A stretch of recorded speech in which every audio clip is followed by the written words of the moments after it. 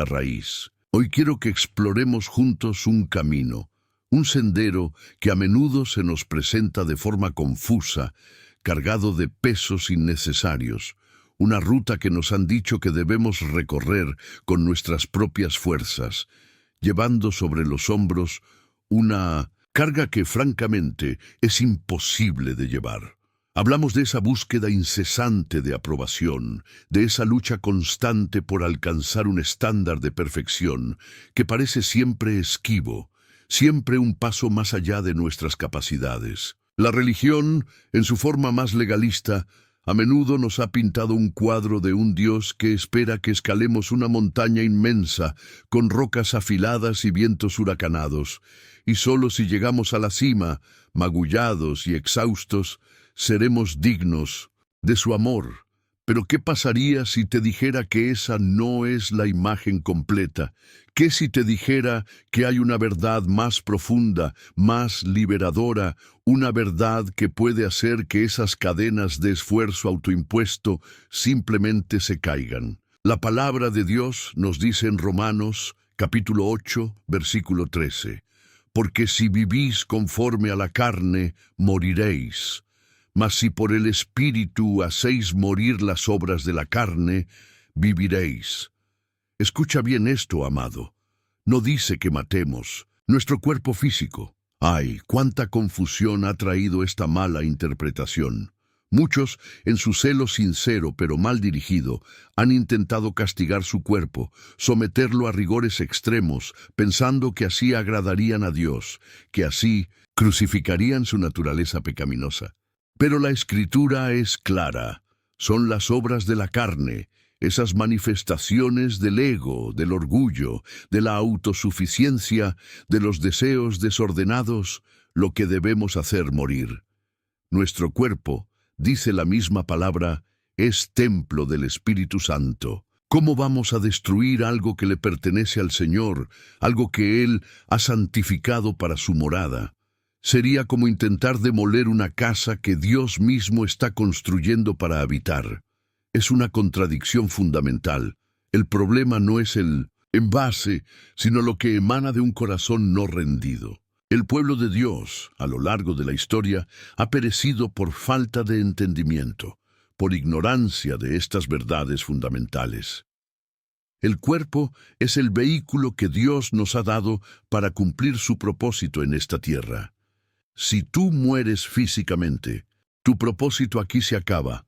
Lo que necesitamos es una muerte diferente, una muerte a la vieja manera de vivir, a la vieja manera de pensar, a la vieja manera de intentar ganar el favor de Dios por nuestros méritos. Esta es la invitación de hoy, a soltar esa carga imposible y a descubrir la libertad gloriosa que se encuentra en la gracia.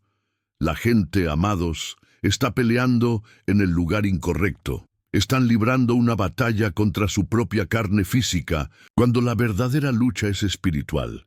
Es contra las obras que surgen de una naturaleza no redimida. Y es aquí donde la palabra de Dios, viva y eficaz, a menudo ofende, porque viene a confrontar nuestras ideas preconcebidas, nuestras tradiciones religiosas, nuestras zonas de confort espiritual. Hoy, esta palabra puede ser un golpe bajo para aquellos que se aferran al legalismo, para aquellos que han construido su fe sobre el cimiento inestable de sus propias obras y su propio esfuerzo. Porque vamos a hablar de la gracia, y la gracia, por definición, lo cambia todo. La Biblia dice que somos salvos por gracia. ¿Qué es la gracia? Es un regalo inmerecido. Subraya esa palabra, inmerecido. Hagas lo que hagas, dejes de hacer lo que hagas, nunca podrás comprarla, nunca podrás ganarla. Es gratis, se te regaló, seas quien seas, vivas donde vivas. Fue el sacrificio perfecto de nuestro Maestro Jesús lo que hizo posible esta gracia. Pero aquí es donde muchos se confunden, donde se produce ese cortocircuito del que hablaba. Miremos lo que dice Santiago capítulo 2 versículo 10. Porque cualquiera que guardare toda la ley, pero ofendiere en un punto, se hace culpable de todos. ¡Ay, Dios mío! Escucha bien esto. culpable de todos. Si rompes un solo mandamiento, según la ley, eres culpable de haberla quebrantado toda. La ley exige perfección absoluta, una perfección que ningún ser humano, excepto Cristo, ha podido ni podrá alcanzar jamás. La misma Biblia nos dice que no hay justo, ni aun uno, que todos pecaron y están destituidos de la gloria de Dios. Según la ley, amado hermano, amada hermana, estamos todos destruidos, acabados, destituidos. Es una sentencia de muerte. Y aquí es donde muchos, sin darse cuenta, han permitido que se infiltre una doctrina de anticristo en sus corazones y en las iglesias. Una doctrina que sutilmente te dice que el sacrificio de Jesús no fue suficiente, que necesitas añadirle tus obras, tus esfuerzos, tu cumplimiento meticuloso de reglas y rituales para ser verdaderamente salvo. Si somos salvos por nuestras obras, entonces, ¿dónde queda Jesús? ¿Para qué murió? ¿Fue en vano su sufrimiento, su sangre derramada? Eso es exactamente lo que el espíritu del anticristo quiere que creamos, que Jesús murió en vano, que su obra no fue completa. Ese espíritu busca anular la cruz, minimizarla, hacerla parecer un mero ejemplo en lugar de la propiciación por nuestros pecados. El apóstol Pablo, aquel que fue fariseo de fariseos, celoso guardador de la ley, llegó un momento en que entendió esta verdad profunda. Él mismo dejó de buscar su justificación en el cumplimiento de la ley. Ahora, la pregunta es, ¿está el apóstol Pablo en el infierno por haber dejado de cumplir la ley en el sentido de confiar en ella para su salvación? Yo creo que no, absolutamente no. Él encontró una justicia superior, la justicia que es por la fe en Cristo Jesús. La ley, amados hermanos, en cierto sentido, fue hecha para ser rota, no en el sentido de promover la anarquía, sino para revelar nuestra incapacidad inherente de cumplirla perfectamente. Pensemos en las leyes humanas. ¿Quiénes son los primeros en encontrarles los atajos, los huecos, las excepciones? A menudo, aquellos mismos que las promulgan. Hay una ironía en esto. Jesús mismo confrontó a los religiosos de su tiempo con esta realidad. Le acusaban de quebrantar el día de reposo, y él les decía, ustedes guardan el séptimo día, ¿verdad? Pero ¿qué hacen cuando un niño necesita ser circuncidado al octavo día, y ese día cae en sábado? O rompen la ley del sábado para circuncidarlo, o rompen la ley de la circuncisión para guardar el sábado. Aleluya. Si cuidan una, rompen la otra. La ley, en su rigidez, fue diseñada para mostrarnos que nadie, absolutamente nadie, puede ser salvo por obras. Estaba destinada a ser nuestro ayo, nuestro tutor, para llevarnos a Cristo, para que al ver nuestra propia insuficiencia, clamáramos por un Salvador. Entonces, ¿por qué te esfuerzas tanto en cumplir algo que la Biblia misma dice que nadie puede lograr a la perfección? Cada vez que intentas guardar la ley con tus propias fuerzas para justificarte delante de Dios, estás, sin darte cuenta, reviviendo la carne. ¡Ay, Dios mío! Creo que pocos captan la profundidad de esto. El que está muerto, amado hermano, verdaderamente muerto al pecado y a la ley, ya no se preocupa por la ley en términos de justificación. La ley no tiene poder sobre un muerto. Si alguien comete un crimen y muere al día siguiente, cuando el juez envía la orden de arresto y lo encuentran muerto, ¿qué sucede? Se acabó. La ley no puede hacerle nada. Murió. Fue libre de la ley. Esto es poderoso. Los que están muertos en Cristo están libres de la ley. El que está muerto no siente, no necesita negarse a sí mismo en el sentido de una lucha agónica y constante, porque sus deseos han sido transformados. Cuando alguien está constantemente reprimiendo el pecado, batallando con él de una manera que lo consume, es una señal de que todavía está vivo para ese pecado, que el pecado todavía tiene un atractivo poderoso sobre él, todavía no ha sido verdaderamente librado. La única forma de ser verdaderamente libre del pecado es morir a él, porque nadie está exento de su influencia a menos que haya experimentado esa muerte espiritual en Cristo. Pablo lo dijo de manera magistral: con Cristo estoy juntamente crucificado y ya no vivo yo, mas vive Cristo en mí. ¡Qué declaración tan poderosa! Y Romanos 8:1 lo confirma. Ahora pues, ninguna condenación hay para los que están en Cristo Jesús, los que no andan conforme a la carne, sino conforme al Espíritu. ¡Wow! Ninguna condenación. ¿Quién te puede condenar si estás en Cristo? ¿Quién puede levantar un dedo acusador si tu vida está escondida con Cristo en Dios? Y luego Romanos 10:4 nos da otra pieza clave de este rompecabezas. Porque el fin de la ley es Cristo para justicia a todo aquel que cree. La ley tuvo su propósito, nos mostró nuestra necesidad, pero su fin, su culminación, su objetivo es Cristo. Con Jesús, la era de la justificación por la ley llegó a su fin para aquellos que creen. Pero, un momento, dirá alguno, Jesús mismo dijo: no he venido para abrogar la ley, sino para cumplirla. Exacto. Él la cumplió perfectamente por nosotros, en nuestro lugar, y al creer en Él, su cumplimiento perfecto se nos acredita. Es un intercambio divino. Él tomó nuestra condena para que nosotros pudiéramos recibir su justicia. Recuerda, el que muere, ya no hay ley que lo pueda detener. Entonces, si estás en Cristo, ¿por qué te esfuerzas tanto por cumplir una ley que ya fue cumplida por ti y de cuya condenación ya fuiste librado? No me malinterpretes. Esto no es una licencia para pecar, de ninguna manera. La Biblia dice que los que están en Cristo ya no tienen condenación, y esto se manifiesta en que la vieja naturaleza carnal, con sus deseos egoístas, comienza a perder su poder. No eres tú en tus propias fuerzas, es la naturaleza de Jesús en ti, obrando por medio del Espíritu Santo. Significa que fuiste librado, que eres verdaderamente libre. El requisito, amado, es vivir en el Espíritu. Una persona religiosa, atada a reglas y rituales externos, nunca entenderá esto completamente, pero la verdad tiene el poder de hacerlos libres. Si piensas que lo que tú hagas o dejes de hacer es lo que te va a ganar el favor de Dios, ya perdiste la batalla antes de empezar. La Biblia dice que todas nuestras justicias, nuestras mejores obras, hechas con la intención de autojustificarnos, son como trapos de inmundicia delante de la santidad de Dios.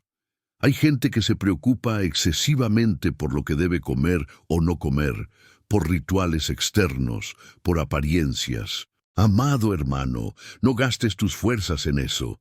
Si Dios te proveyera hoy un dinosaurio para comer, cómetelo tranquilo, sabiendo que Él es tu proveedor. Claro, los dinosaurios ya no existen en ese sentido, pero la metáfora es para ilustrar que la provisión de Dios y su aceptación no dependen de esas cosas externas. Nada hace el hombre si Dios no lo permite. Un día, David tuvo hambre, él y sus hombres, y no había nada que comer. Entró al templo y tomó los panes de la proposición, panes que eran considerados santos y que sólo los sacerdotes podían comer. David y sus soldados, hombres con pecados y fallas, se los comieron. Y Jesús mismo, el día de reposo, cuando la ley prohibía trabajar, sintió hambre, y sus discípulos comenzaron a arrancar espigas para comer. Los fariseos, los legalistas, se escandalizaron. ¿Cómo te atreves a romper la ley? Jesús liberaba a los enfermos en día de descanso, y la gente no entendía, no comprendía la libertad y la compasión que emanaban de él. La pregunta fundamental es: ¿cómo vivo verdaderamente para Cristo? Es una pregunta que muchos no pueden contestar porque no son espirituales en el sentido bíblico, sino que confían en su carne, en sus propios esfuerzos para complacer a Dios. Alguien contaba un testimonio de una persona que supuestamente fue al infierno y escuchaba a muchos allí decir: «Yo soy una buena persona, no sé por qué estoy aquí, yo hice buenas obras». Ay, Dios mío, el infierno, tristemente, podría estar lleno de personas que se consideraban buenas según sus propios estándares, que creían que sus obras los salvarían. Pero escúchame bien, el cielo está lleno de pecadores arrepentidos. Que alguien diga amén a eso. El cielo no es para los autosuficientes, sino para aquellos que reconocieron su necesidad desesperada de un Salvador. ¿Qué dijo el Señor? Jesús: «No he venido a llamar a justos, sino a pecadores al arrepentimiento». Padre, que tu palabra alumbre hoy, que toda ceguera espiritual se caiga. Solo Cristo salva, solo Cristo sana, solo Cristo libera. Yo no soy salvo por mi justicia, porque mi justicia es imperfecta. Somos salvos por la justicia de nuestro Señor Jesucristo, imputada a nosotros por fe.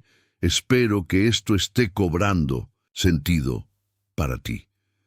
Si estás muerto al pecado, ¿por qué te preocupas tanto por él como si todavía tuviera dominio sobre ti?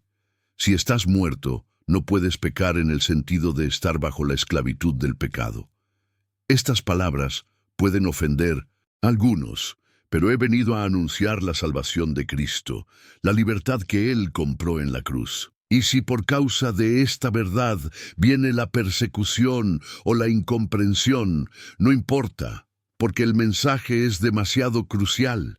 Dios simplemente quiere que creamos en Jesús y en el perdón de los pecados que Él ofrece. Punto. Ese es el fundamento. Cuando la obra del Espíritu Santo comienza en una vida, lo primero que sucede es que comienzas a morir a lo que antes te gustaba, a esos deseos que te ataban. El que está muerto no tiene lucha interna con aquello a lo que murió. Simplemente te deja de gustar lo que antes amabas. El pecado ya no es atractivo. Por supuesto, hay un proceso para llegar hasta aquí. Al que está muerto, el pecado ya no le atrae, simplemente muere para él. Si antes te gustaba mentir o algún vicio o cualquier otra obra de la carne, cuando experimentas esta muerte en Cristo, eso ya no te apetece, incluso te puede llegar a causar repulsión. Si antes te gustaba tomar en exceso, cuando mueres a eso, puedes pasar por al lado de la tentación y no sentir nada, porque para ti eso ya pasó. Estas declaraciones son ofensivas para los religiosos que confían en su propia capacidad para ser santos. Ellos citan la Biblia diciendo: «Sed santos, porque yo soy santo». Pero a menudo no entienden lo que es la verdadera santidad bíblica. Confunden santidad con justicia propia, con obras meticulosas. Son cosas diferentes. Nunca serás santo por tus obras. No hay nada que puedas hacer en tu propia fuerza para hacerte santo. Jamás. La santidad en su raíz tiene que ver con ser apartado para Dios. Búscalo en el griego, en el hebreo. Dios dijo de Israel: «He apartado esta nación, nación santa». Presta atención. Si la santidad dependiera de la ausencia total de pecado, por obras, ¿por qué Dios llamó a Israel nación santa cuando la historia nos muestra que eran un pueblo pecador, que fallaba constantemente? Dios los declaró santos porque los eligió, los separó para sí mismo. El apóstol Pablo escribe sus cartas a los santos que están en Galacia, a los santos que están en Corinto. Pero cuando lees esas cartas, encuentras que en esas iglesias había problemas serios: hechicería, contiendas, pecado sexual, divisiones. ¿Qué pasó? ¿Dejaron de ser santos posicionalmente delante de Dios porque pecaban? No. Su posición en Cristo como apartados permanecía, aunque su práctica necesitara ser alineada con esa posición. Pecado es pecado, por supuesto. No quiero que me malinterpretes. El que practica el pecado como estilo de vida está demostrando que no ha muerto a él. y la paga del pecado es muerte. Pero el que ya murió en Cristo, el que vive por el Espíritu, no va a pecar deliberada y continuamente, porque es imposible que algo muerto sienta atracción por lo que le causó la muerte.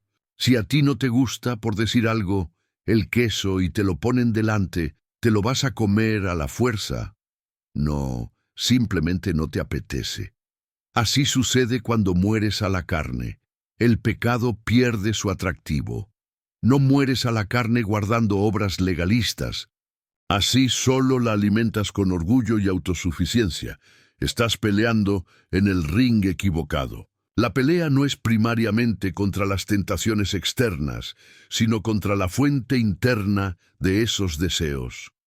Recuerda el pasaje que mencionamos al principio. Por medio del Espíritu hacéis morir las obras de la carne. Es el Espíritu quien nos capacita.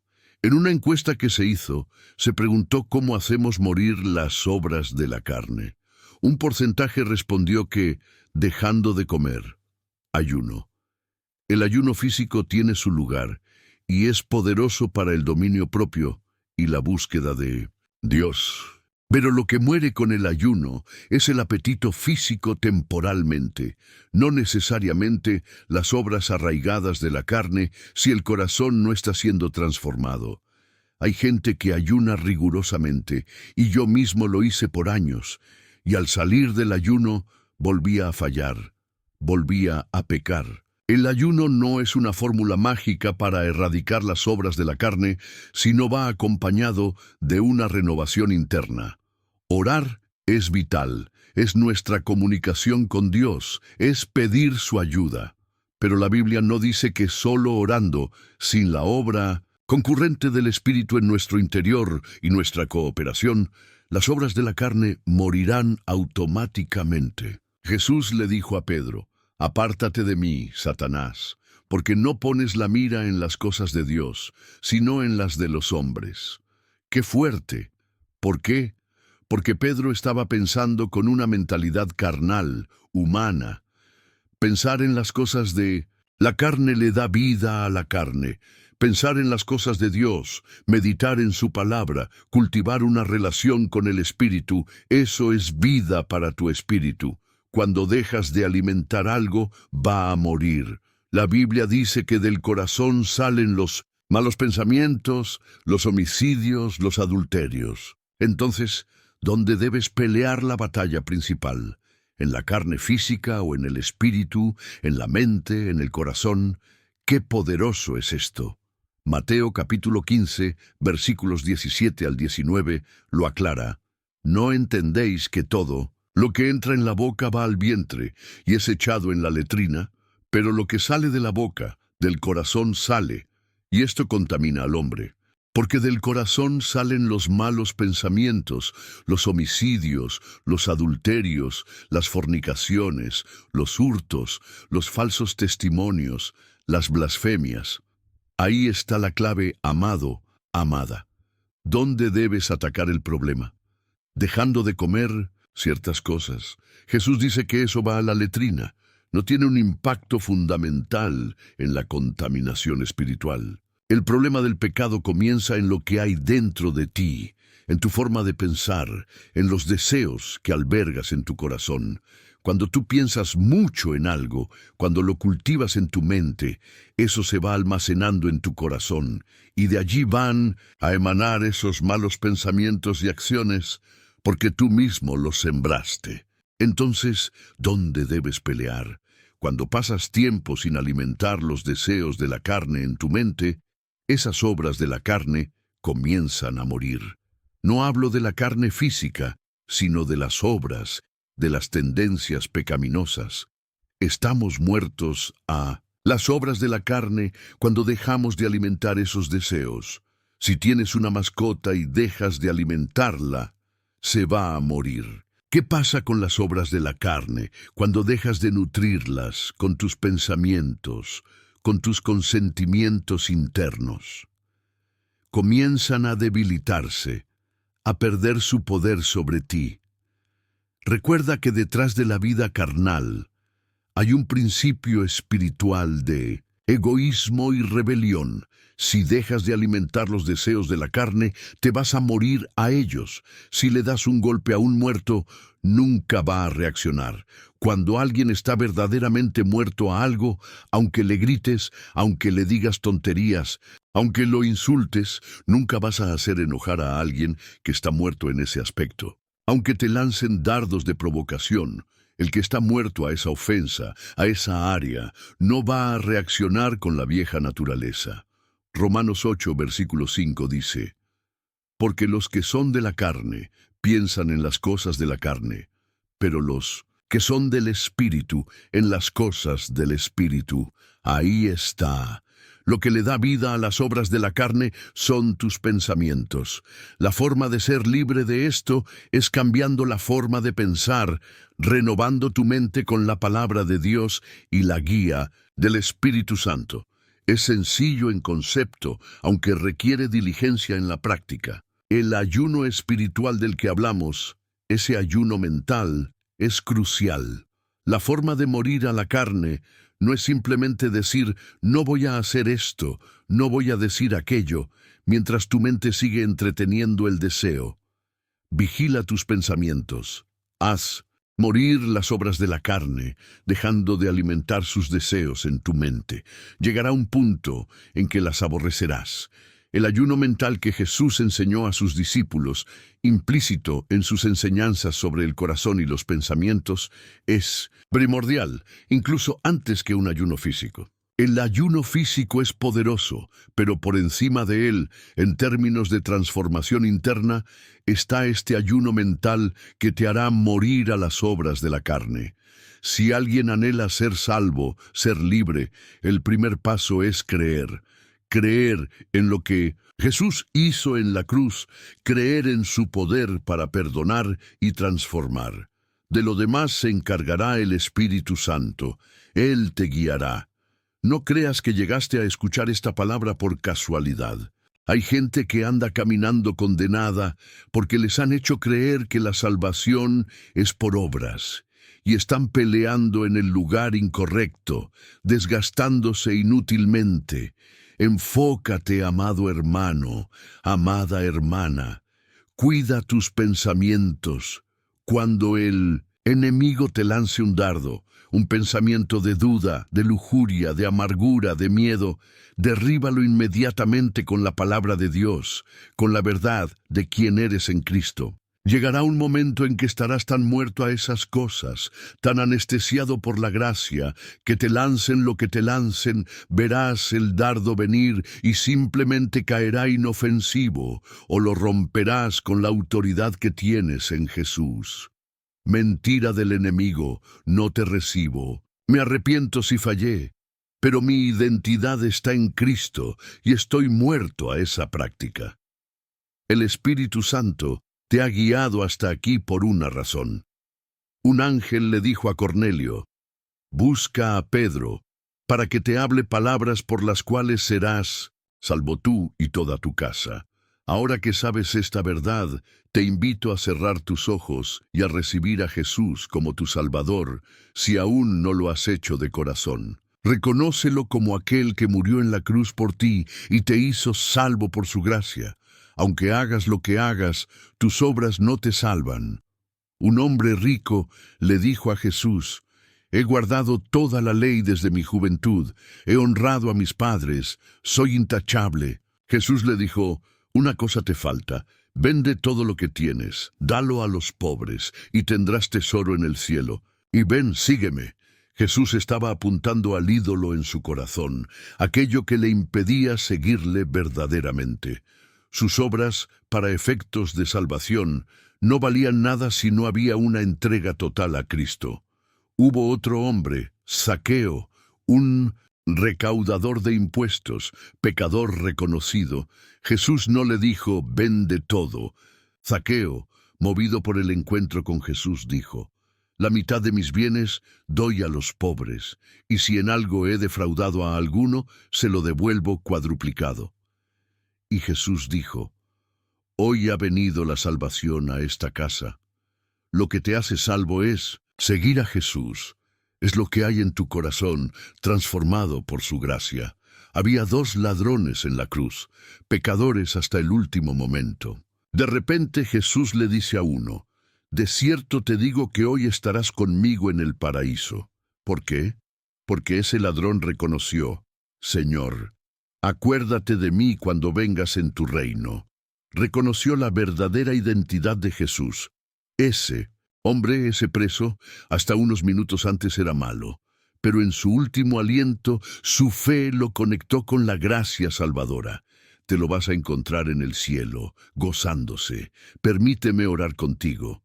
Padre Celestial, te doy gracias por tu palabra. Yo creo en ti, Jesús. Creo que eres el Salvador, el Hijo de Dios. Creo que padeciste, que pagaste el precio por mis pecados. Y si tú pagaste, ¿por qué tengo yo que volver a pagar? Simplemente tengo que recibir tu regalo. Ayúdame a morir a mi yo, Señor. Ayúdame a ser libre del pecado. Sálvame, yo creo en ti. Cuando vengas por tu pueblo, Señor, acuérdate de mí. Como dijo el ladrón en la cruz: «Señor, cuando estés reinando, acuérdate de mí». Y tú le dijiste: «Tranquilo, hoy estarás conmigo». Dile hoy al Señor: «Acuérdate de mí, escribe mi nombre en el libro de la vida». Por obras es imposible, nadie se puede salvar por obras. La ley fue hecha para que nadie fuera salvo por ella, para que pudiéramos reconocerte a ti como el único camino. Te amo, Jesús, por lo que has hecho. Acuérdate de este pueblo, acuérdate de nosotros. Yo veo la pluma del cielo escribiendo nombres, nombres de aquellos que están rindiendo su vida a ti, nombres que proclaman gozo, alegría, paz, nombres celestiales. ¡Qué gloria! Ayúdame, Espíritu Santo, a pensar en las cosas de Dios, en las cosas puras, agradables, que nadie me pueda condenar, porque al que tú libertas, Señor, es verdaderamente libre. Ahora entiendo que no se trata de batallar cuidando una ley externa para ganarme tu favor, sino de morir a las obras de la carne para que Cristo viva en mí. Aquel que muere, la ley no lo podrá apresar. Si alguien muere hoy y la ley viene a buscarlo con una orden de un juez, lo dejarán porque está muerto. La ley no te podrá acusar porque has muerto a las obras de la carne en Cristo Jesús. Ya no vivo yo, ahora vive Cristo en mí. Esto es un proceso, amado, amada, poco a poco. No te sientas mal si tropiezas, levántate y sigue confiando en su gracia. Pídele a Dios ahora mismo, porque Él es el único que te puede ayudar a batallar contra esos deseos y acabarlos. Procura no alimentar la carne en tu mente, porque allí es donde nace el problema. Esa es la raíz. Si atacas el problema de raíz, lo vas a erradicar. Cuando llegue la tentación, cuando llegue el dardo del pecado, no te verás tentado de la misma manera, porque estarás muerto a ello. Aunque te golpeen, no sentirás el mismo impacto. Tú fuiste llamado para entrar a la presencia del Rey. Entra confiadamente. Si Esther, sin ser llamada, podía morir al entrar ante el rey Asuero, hoy Jesús te ha llamado. Entra confiadamente a su presencia. ¿Dónde están los que te señalan? Como aquella mujer adúltera, cuando Jesús dijo: «El que esté libre de pecado, que tire la primera piedra». Todos se fueron. No es por obras, no pierdas tus fuerzas allí. Enfoca tu fuerza en la gracia de Dios y en la renovación de tu mente.